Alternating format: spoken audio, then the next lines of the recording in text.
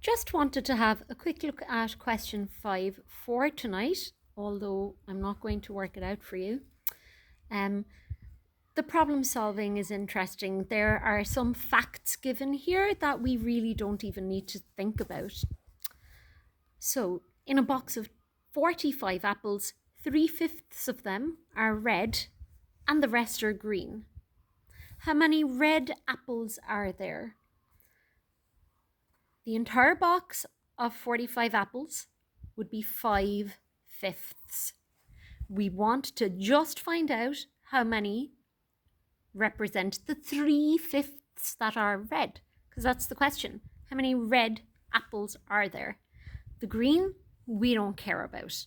Yeah, we know that 2/5 are going to be green, but it's not relevant. We have only been asked how many red apples are there.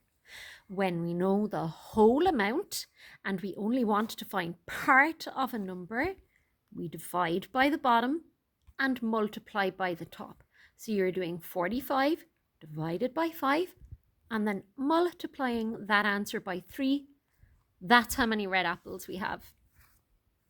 Okay. One day, 2/9 of the children were absent from class.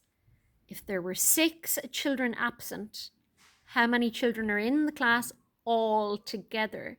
So the question is asking us to find the full amount, how many all together. We know that 2/9 were absent, and we know that 2/9 are equals to 6. So when you know part of the number and you want to find the full amount, you divide by the top and multiply by the bottom number. So it is the opposite to what we did in question A.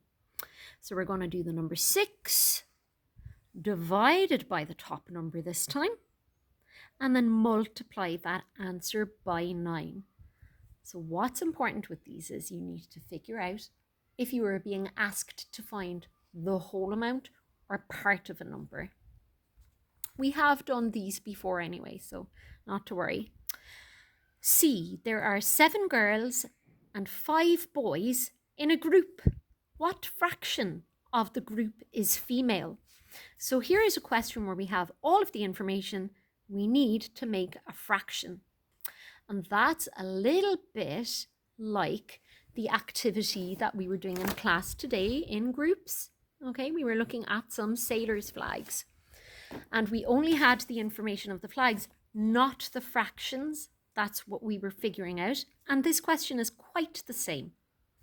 So we have 7 girls, we have 5 boys. We need to use those numbers to work out the denominator. So the denominator is the number that will go under the line. So we first need to make our line here somewhere. So if we add these two numbers, we will get our denominator to put under the line, and then you simply put the girl's number 7 in the top position. So the numerator will be 7. You have to work out the denominator and put that at the bottom. That's your answer. That's the entire fraction of the group representing females. Have a good evening.